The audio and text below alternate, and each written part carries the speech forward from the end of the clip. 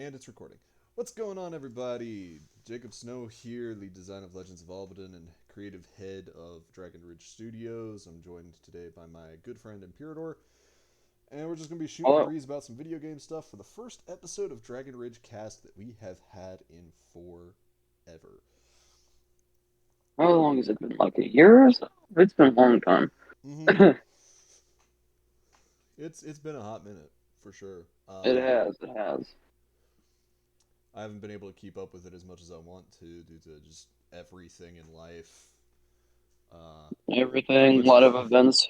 Yeah, it pretty much just how busy I am has kept me from recording anything, whether it's like live streaming or anything else, really. hmm Very little of my time was dedicated to me in the past, and still pretty little of it is. Uh, but I'm glad I'm here now. That's the main hmm thing. So we're gonna be talking. Yeah. Oh, go ahead. My bad. Oh, yeah. Especially since both of us have picked up new jobs, it's just like it's been crazy, man. It really has been. Summer was summer was hell because scheduling shit, all that. Yeah. Mm-hmm. Anyway, let's stop talking about life. Let's talk about video games, something we like talking about.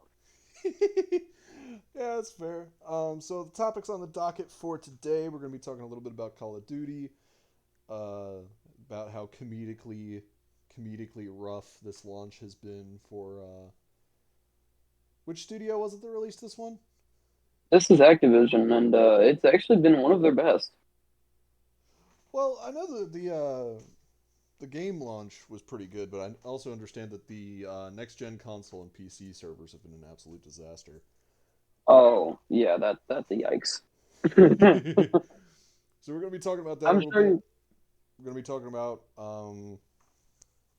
SoulCalibur a little bit because Imperator knows a lot more about Call of Duty than I do, and I know a lot more than SoulCalibur than he does. hmm And then we're going to wrap it up with a game that we both know pretty well, which is Overwatch 2. Yep. So without further ado, let's get into it. Catchy ad All jingle right. goes here. Not really, but because we don't have sponsors yet, but we will get there. We will get there. Sometime soon. So launching with Call of Duty. Yeah, so as a lot of people that watch this know, Call of Duty Modern Warfare 2, the newest in the series, was released around 10 days ago. Yeah, like about a week Somewhere ago. around there. About a week ago. Yeah, around a week or two ago. And from my experience, overall, it's an amazing game. The From campaign is one of the best I've personally played for those that enjoy campaigns. Multiplayer is pretty solid. And the co-op, I wish there was a couple more missions because right now there's only three, but there also is operators guaranteed by completing said missions. Not bad, not bad. It's pretty sweet content launch. Oh yeah, Were there any zombies modes, or is that like exclusively a Black Ops type thing? that is a Treyarch and Sledgehammer thing if you count Vanguard as a video game. Yeah, Vanguard was pretty rough. Not gonna Rough. lie. Rough's an understatement. Now, see, one thing that's interesting. I've got a couple of friends who play it on current gen hardware, which, for those of you not in the know, current gen hardware consists of PlayStation 4 and Xbox One X. Um, I believe it's the One X, or is it just the? S1, whatever.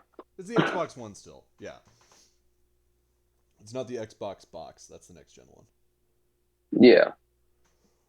But from what I've heard from my friends who play it on those platforms, current gen, the current gen experience is smoother than the next gen and PC experience.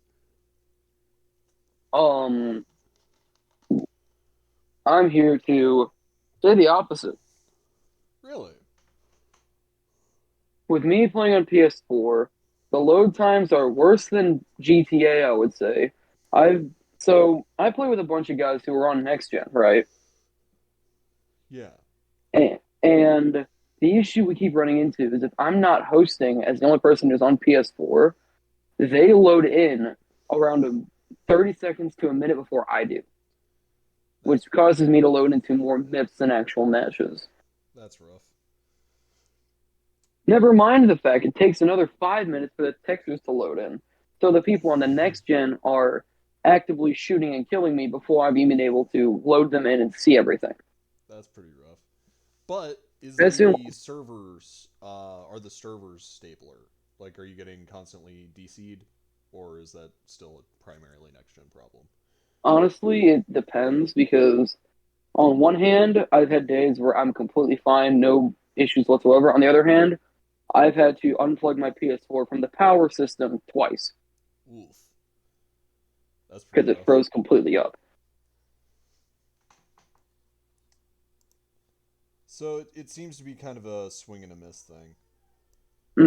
If you have, well, let's also remember my PS4 is from 2015 and it has been used pretty consistently since then. So it's not Oh, exactly in the best of states right now, but I mean, still hmm. runs, I guess, and I'm still having a ton of fun with the game. I mean, it sounds like it's a pretty solid experience. And Oh to yeah, those of most you definitely. watching at home, you get to see me struggle with my settings while I try to figure out and make sure that I'm coming through loudly enough. On my end, you're coming out perfectly. So, All right, so I'm not gonna mess with perfection.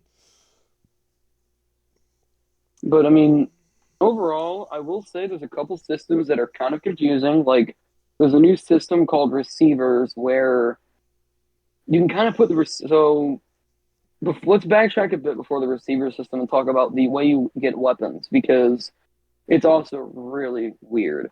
Okay, So to get weapons, you get like a base. For example, let's say you get the AK, which is a Castub 762 in the game. okay. And the way you get other weapons within that kind of area is there's a weapon like I don't want to say vault, but it's like a line of weapons where you level up one and you unlock another. You level that one up till let's say level 10 or 12, and you get the next weapon in that line, and so on and so forth. So functionally, to get new weapons, you're playing a meta game of gun game. Yeah, you're basically think more like World of Tanks or World of Warships where there's different tiers where you have to like level a certain tank or ship to get the next tier. That's effectively what you're doing, but instead of tiers, it's just you're getting different guns to use. Makes sense. Makes sense. hmm It also, however, sounds like there would be multiple dead spots in each tree. Like invariably, you're going to come across a gun that you just don't do well with, and you're pretty much going to get stuck there for a little while. That actually is quite apparent in some of the lines, such as the M4 line, where you start off with the M4, great weapon. Then I believe you move to the M16, which is also a pretty solid weapon. Then you get to a new thing called the FTAC Recon, which is kind of a single shot scout rifle, if you will. Oh no. Yeah. So I can see the issues there, but with the example of the AK line, almost all of those weapons are either SMGs or assault rifles. So it just kind of matters. It kind of depends which line you're going for because, like I said, the M4 it goes from AR to battle rifle, as they're called, to an LMG to an SMG. Oh man. Are there any of the trees that start with sniper weapons, or do you have to work to all of those? Because I see that There being an is issue. one that starts with a marksman rifle, and it's the SPR, and it leads to a bunch of sniper rifles. So it's pretty much there is a sniper tree if that was what you're good at. You're not gonna have to play There the is a SMG sniper tree, gameplay. but most of the snipers are one-offs where if you level them and you get them, and there's no other weapons to that tree. Ah. So borderline endgame gear is what I'm hearing. In theory, yeah. It's a fascinating implementation, but it's also kind of weird to change something that's been that consistent throughout the game. Not hmm Vanguard, but throughout the franchise. There we go. Yeah. Because I mean, that was one thing that made me back when I played Call of Duties. I was able to pick up because don't at me, but I actually enjoyed Infinite Warfare because it was the first one I like seriously played. I And I mean, was able to here's your hop. first one. I was able to hop from that to Ghosts relatively easily without like getting lost in the systems. The Which is squad kind of system's weird confusing. because Ghost came out 2 to 3 years after Infinite Warfare. Yeah, well, it's important to note that this was 2019, well after both games released. Ah, that's right, because I believe Infinite Warfare still has a pretty solid player base to my knowledge.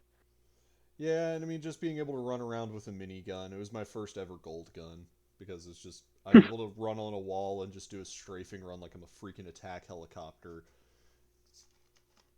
I got so many I like mean, kill streaks with that thing; it was insane. Absolute freaking yeah, terror of the free for all lobby. that was my issue with those games is that you could do that, and I was never good at Titanfall either. Like those 3D movement games have always been an issue for me because it's just too many angles to cover. That's fair. That was a consistent issue, especially if you wound up in a lobby where it wasn't people who were like casual enjoyers or newer players like Where yourself. it But was if you got sweat like lords or hackers, yeah. if you got somebody who'd been playing the game since release faithfully, they knew every square foot of that map and they knew exactly where to get you from every angle. And it was those were the matches that were rough. hmm That's why I stopped. That's why I could never go back to those multiplayers because once the new game came out, it was just pointless. There was so many people that knew exactly what to do at every single map. It was just stupid. Yeah, it's what I like to call Unreal Syndrome because of Unreal Tournament 3. It was one of the first person shooters I played online. That was a mistake. That game had released 12 years before I ever got it. Oh wow! So you effectively were playing Black Ops 3 in 2022, is what you're saying? Pretty much, because the thing was is that if you were playing just like bot matches, you could get like pretty good at it because the bots were competent. They weren't great, but they were competent. They knew what they were doing, but they weren't. They didn't break the game, nor were they sitting still whiffing entire mags. Exactly. And so what happened is I decided that bot matches weren't enough anymore, and I was going to shift to player matches. And this was in 2012. So don't at me on when the game came out, because I don't remember when the game came out, but I knew it was a long time before I had gotten I actually can Google it real quick. Hold on. it. Go Unreal ahead. Tournament 3, you said? Yeah, Unreal Tournament 3. Should Unreal have an Tournament edgy 3. white and red cover. Yeah, I see it. Um. Oh wow, Unreal Tournament 3 actually came out in 2007. So it was It almost was six around years. 5 to 6 years before you got it. And so when I would go into an online match, there was a gun in the game called the Stinger, which it had two fire modes. One, it would basically hurl just like a whole bunch of little tiny needle rounds, which don't do a hmm lot of damage but were good for like hip firing, covering an area, etc. And Yeah. the alternate fire would just throw a giant freaking rock that would do like I think 4 times the damage that the main fire would do. Go through like 25 Oh, ammo a shot, but still. that didn't matter. Try being in a hovercraft esque vehicle that's going like 70 ish miles an hour and getting headshot out of the driver's seat from a tower that's like half a mile away from you with one of those rocks. I was like the Titanfall concept all over again. Pretty much. It was rough. And that was one of like the worst gamer experiences I'd ever had because I hadn't played online competitively at that point. Like I had been playing like hmm co-op games. Like Little Big Planet was one of the big ones. Yeah. And so just get curb stomped like that because of the game's release cycle. It's like, it feels bad. Well, that's why I didn't play multiplayer until around Infinite Warfare's release time. Because it was just by the time I got into games, I got Modern Warfare 3 in like 2013, and it was just pointless at that rate. Yeah, That's an accurate assessment. I remember when that first came out. I think it was like 2009. 2000, yeah, 2009. No, Um, no, no, 2011. oh, that was 11. Wild. Yeah, 2009 was Modern Warfare 2. No wonder I resented that game so completely. Hmm. Um, but yeah, when Modern Warfare 3 first came out, like pretty much my entire friend group on my PlayStation 3 just went to it and never looked back. Um, What I've seen, I as much as it probably hated it. It was a pretty good fucking game.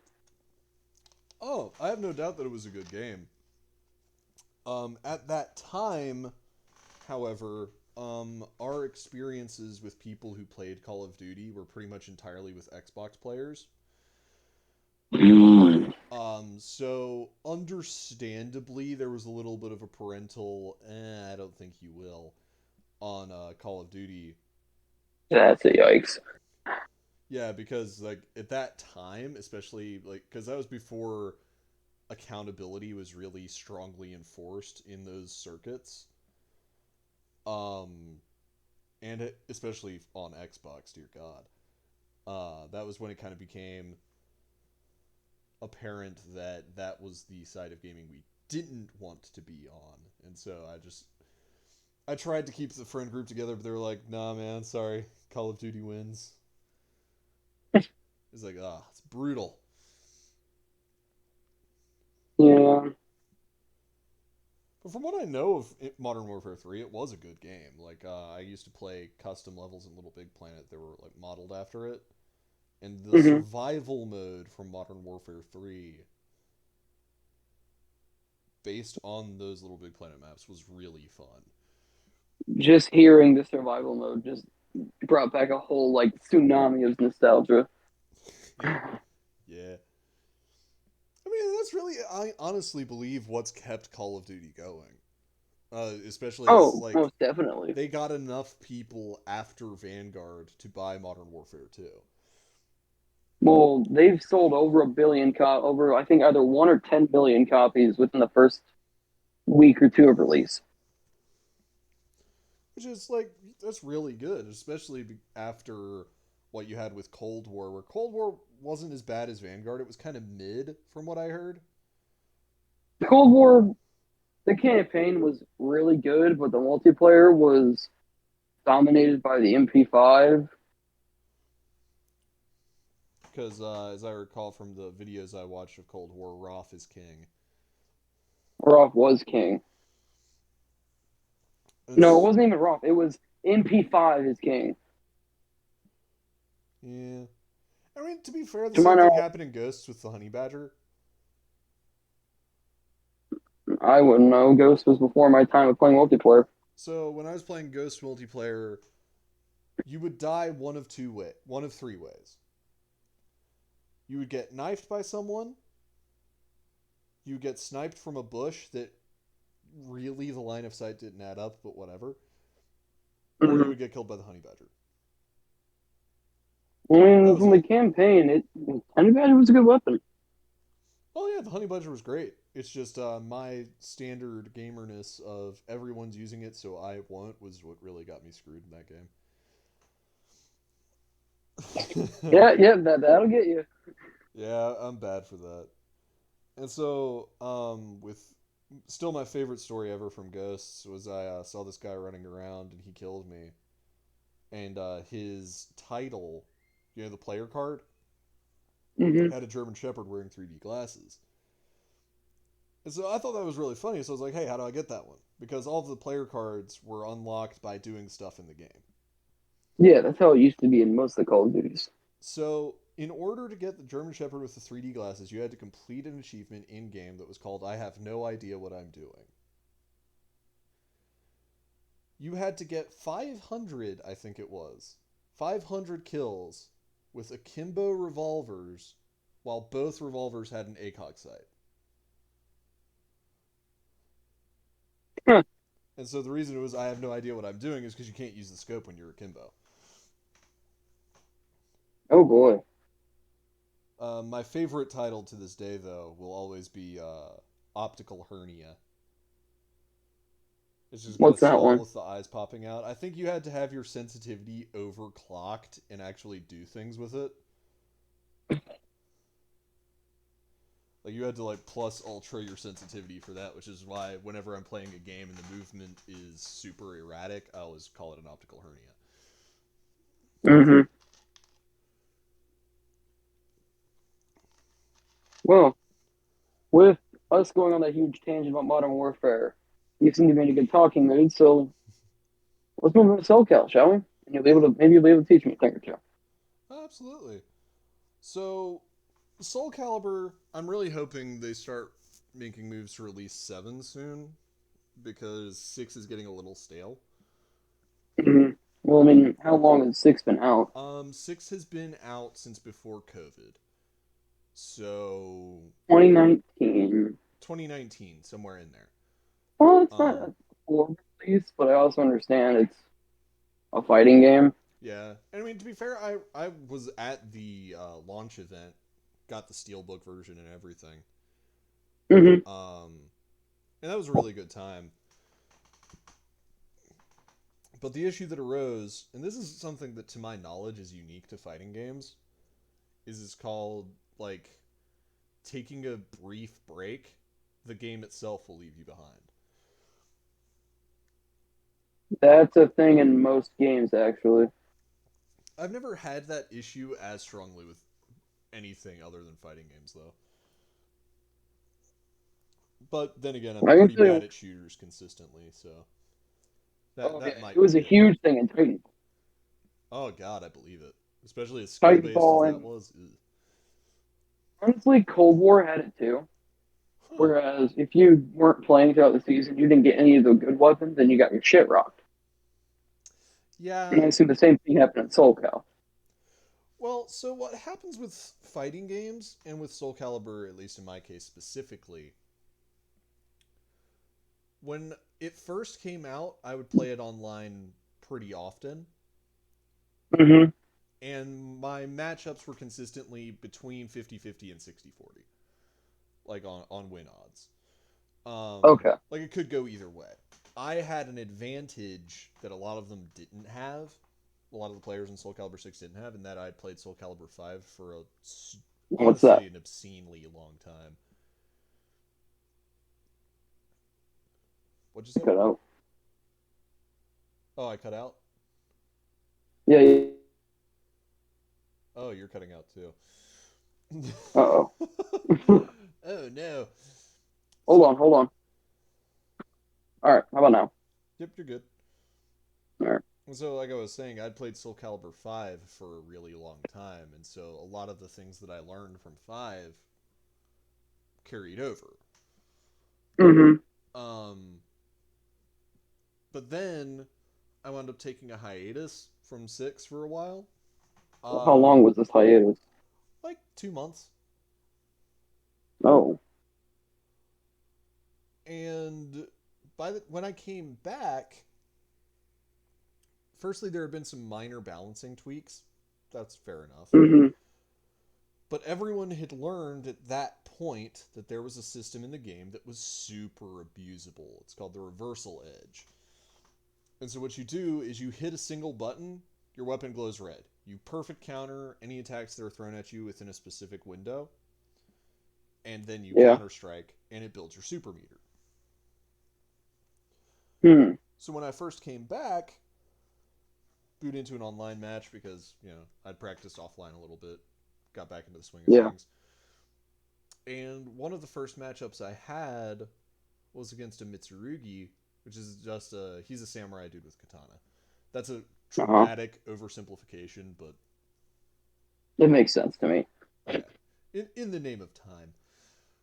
And all this guy would do is reversal edge, reversal edge, reversal edge, block, block, super.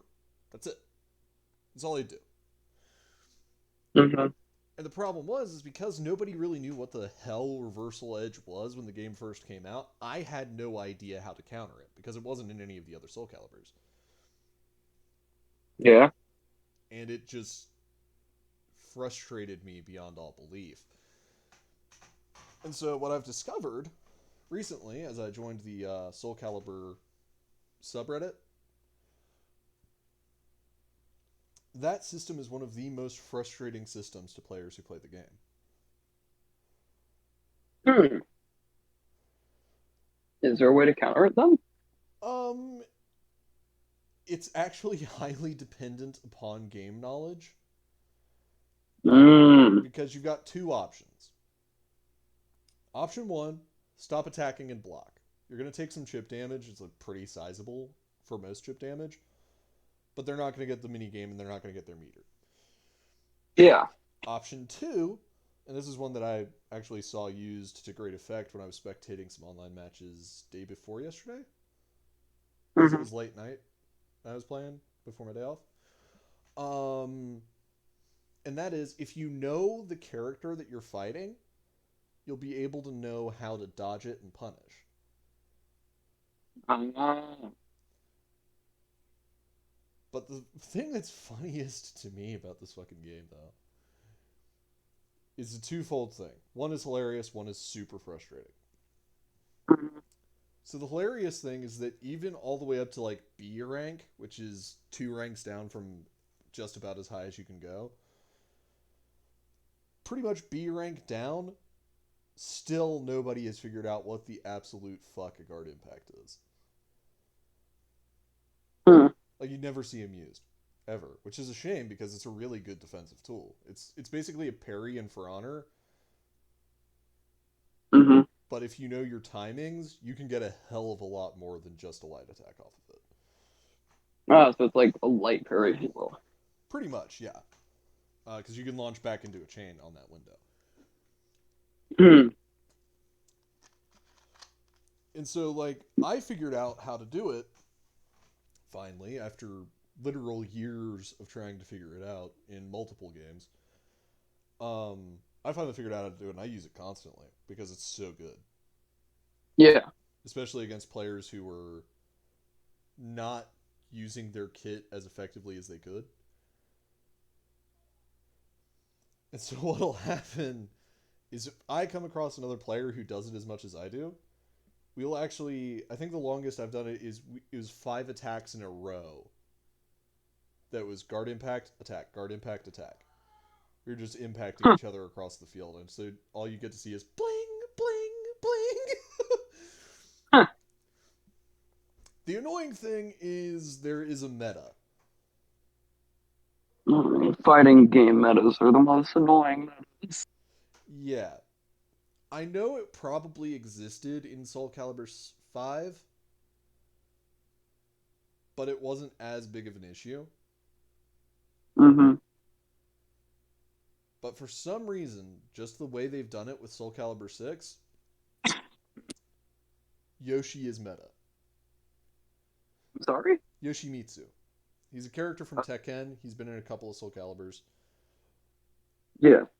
If you know what you're doing, you can get a 16 to 18 hit combo off reliably. The 16, longest, 18 reliably? yeah. And legitimately, I actually was tempted to put my controller down just to prove a point while I was stuck in it. Because you might as Wow. well. You might as well. There's no interaction, there's no way out of it. Hmm. And so that's a big issue. When the game first released, because of a glitch, there was another character that was meta. But the higher ranking the player is, the more of a chance Yoshimitsu is going to be the only character they play. Hmm. He's the honey badger of Soul Calibur 6. So I hate to cut you off, and you seem to be having a great time talking about this, but certain devices on your friend's side are having a little battery issues, so I say we should move on to Overwatch 2, yes? Yeah, how much you got left? 20%. Yeah, it should be enough to talk about Overwatch 2 a little bit. Yeah. So, what are your thoughts on it? Well, I haven't played it for the last week or so because I've been too busy playing the shit out of Ghost of Tsushima. Fair enough. Because, I mean, I'm in love with the game again. It's a great game. If you have PS4, I do recommend getting it. Or Legends, which is also fun. But that's beyond the point. We're talking about Overwatch here. Overwatch, from what I've played for the last week or from release to now, pretty fun. I love it. I'm inclined to agree. Um, and just personally, I find the role queue to be the more fun way to do it. Oh, most definitely. The role queue was always more fun. I did run a couple of, literally a couple. It was exactly two. Open queue matches. It was me and the boys. Pretty trash. Uh-huh. Um, and we owned the field in the first match. Because I was playing Sojourn. Sojourn's my new favorite DPS. That's a complaint I'm going to make in a minute eventually, but you're busy. um, and in the second one, we got absolutely folded. That's pretty common for open queue if there's anything like Overwatch 1. Well, what's fascinating is their tactic was three supports, one tank, one damage.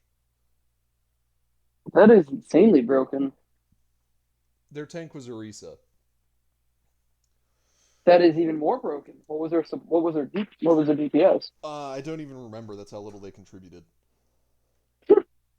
But still, Orisa definitely needs a nerf sometime soon because of how fucking powerful they are. One thing I've noticed with Orisa is it's not an issue if you're fighting an Orisa who hasn't figured out how to break the kit yet. Well, that's the neat part. You know how to. Pretty much, yeah. From what I've observed, the way to break it is shield spin straight into golden mode, and then javelin the nearest threat. Hmm. Just based on my observations, that's the break. Because by going into golden mode immediately after the block ends, where with like a character like Reinhardt, as soon as your block goes down, you're going They to will be charge. eating shots. hmm So with Orisa, you can functionally mitigate that first brunt of damage as soon as your shield goes down and give your healer time to do it. If an Orisa has a pocket Moira, you're never saying goodbye to that Orisa. Oh yeah. If the Orisa has a pocket anything, you're not that Orisa is going to be immortal. But to talk about the new characters briefly, Junker Queen seems to have tapered off like mad. Like she was super popular when the game first came out, but she's just kind of vanished. It's like they put all their power into Orisa and took a bit away from Junker Queen. You've noticed that as well. Yeah, I can see that. Junker Queen doesn't feel like a new character because they're not as broken as new characters commonly are. Well, yeah, and I mean, from like if it was a tabletop game or if it was a game from a new studio, I would be impressed with that. I would be good. You guys, Oh, you most guys definitely. have got the balancing figured out. You know how to release a new character that's not a broken piece of shit. Mm-hmm. Fox Girl, what's her name? Kiriko, trash. Oh yeah, she's terrible. She's absolutely terrible. Um, I had to play her for the Halloween event because I loaded in late. She's oof. so confusing to play. She doesn't heal well. She doesn't have good damage. It's just like, why bother? From what I've seen from Mr. Fruit, shout out to Mr. Fruit. Glad to see Overwatch content on the channel Jesus again. video. um, she's a combination of the worst aspects of Genji, Brig, and Ana. The only good thing about Kiriko is her ult. Her ult is very good. That's the only reason you'd play her is to use that ult because That ult is crispy. Well, that that ult and with the a good escape. Junkrat is ungodly. Oh god, I believe it. It's rough because I've been Kiriko ulted when I'm playing Reinhardt and I just turn into a freaking weed eater. You just get melted. Yeah. Oh wait, no. It's like, Yeah, I know what you but her escape is pretty good too. Her ability to just teleport to an ally, whether there's don't a want to wall in the jump. way or not. Yeah, that's actually pretty solid. But Annoying, but the solid. best things about a character should never just be their ult and their getaway. That should never happen. If it were up to me, I would say so. The way she works, her primary fire R2 is her healing, her L2 is her kunai. Switch those, That if makes you ask sense. me, That makes sense. because that was the most confusing thing. Because I was used to L2 being my healing, R2 being my shoot bad guys So you button. just embed a dagger in the back of your damage. You're like, oh, oops, my bad. It wasn't Whoopsie daisy, intentional, I swear. whoopsie daisy. Immediate text pops up. Support diff. And that brings us to the final new character, which is Sojourn. Broken. I can see how you would arrive at that conclusion. That Gauss blast. Simply put. It's pretty much delete target healer. I'm not gonna lie. Yeah, and it's stupid. But having used it, because I played Sojourn in both of those matches in open queue. Mhm. Sojourn is only good if you are able to take out people who have high damage. Mhm. Because my consistent downfall is the fact that her health disappears like you would not believe.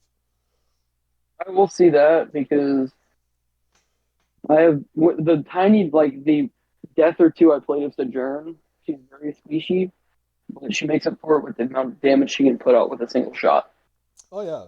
Um but in the same token, I will stipulate her ammo goes fast and you wind up reloading at very inconvenient times. Yeah, that's kind of customary for those kind of people. It happened with me for Soldier when I used to play him. Every time I try to play Tracer, I get one of the squishiest characters in the game. I think it was Mercy. I got her down to half health and had to reload. Hmm. Like half of my shots were That's the thing headshots, with Tracer. You're supposed to dash in, mag dump, dash out. That's how I've played Tracer. which kind of honestly explains why you never see Tracer unless it's someone who's just like, I have Yeah. transcended my mortal coils. Well, yeah, because a good Tracer can't be touched, whereas anything below that is useless. Oh, exactly, because Zenyatta just has to look at you askance, and you're just like, ah. Oh, I love playing Zenyatta, dude. Still a Reinhardt main, interestingly enough. I can respect that. Reinhardt's been pretty good from what I've seen. To be honest, giving him a second Fire Lash was a really good move. Very good move because now he can one tap. Because now he not one tap, but he can pretty wildly kill people from distance. Exactly, and it gives you something to do when your shield is down, other than, oh, better hide behind this wall now. Better bull rush the enemy and hit them.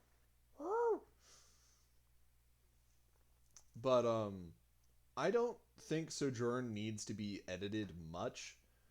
Maybe I adjust think it's just how she gets her Gauss charge. either that or just lower it damage wise a little bit. If you ask me, at least. Well, with Sojourn, it doesn't instant kill even if it's at 100% unless it's a headshot. It'll get you Still damn hurts, okay? close. Oh, it gets you damn close, but it's not an instant unless it's a headshot. It still hurts, man. Orisa needs something Something. reduced. Kiriko needs something increased dramatically. Kiriko Um, needs the buttons changed entirely. Buttons changed and maybe a little bit of a damage boost. Not enough to make Damage her boost Zenyatta 2, but enough or a five, to make her maybe a valid. fire rate increase. That would work too. And Junker Queen, I don't think she Junker really Queen, needs anything other than maybe some sort of shield capacity. either that or like I don't know. It's like Junker Queen is good. She doesn't need to think buff. It's just people need to figure out how to play her properly. You know what I mean? Yep. Because I've seen Junker Queens who are practically immortal, and I've seen ones that walk in and die. Well, I mean, honestly, that's one of the reasons I enjoy Overwatch more than any other game that features shooting. And this is my closing point, by the way. Mhm. You're not going to get very far, even if your character is broken, if your team is shit. Oh yeah, Overwatch is one of those games in which teamwork supersedes just about everything. work makes the dream work, man. Oh, exactly. And I mean, with Call of Duty, you can have good teamwork and still get washed. There's a bit of that in Call of Duty. In Call of Duty, it's not as heavy. We're like, yes, you can use the broken gun, but if you don't play the game somewhat correctly, you're still going to get your shit rocked. But I Oh, mean, exactly. And I mean, it's not in such a heavy scale as. from what I've heard with Call of Duty, if you've got a good team together and one of your guys or a couple of your guys have good map knowledge, that's where you really start to see the game shine. Mhm. Whereas with Overwatch, good map knowledge is important, but if you've actually got teamwork down, your entire team could be running suboptimal picks and you will still stomp the absolute shit out of anyone who is not as good at teamwork as you are.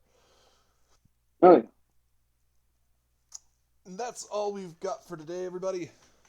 It's been good talking with Imperator again. It's been talking great to talk for to you, all man. y'all again.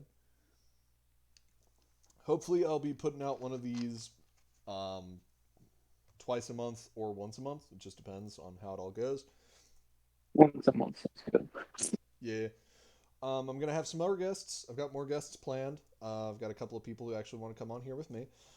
Super excited about that. Super excited Could I about. join?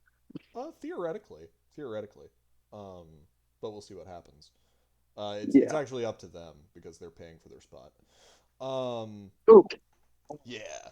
So we've got exciting things in the future, and I look forward to journeying alongside you all as we get to talk about the amazing stuff that we're up to. Mhm. And until next we meet, pulling up OBS right now. May your journey continue.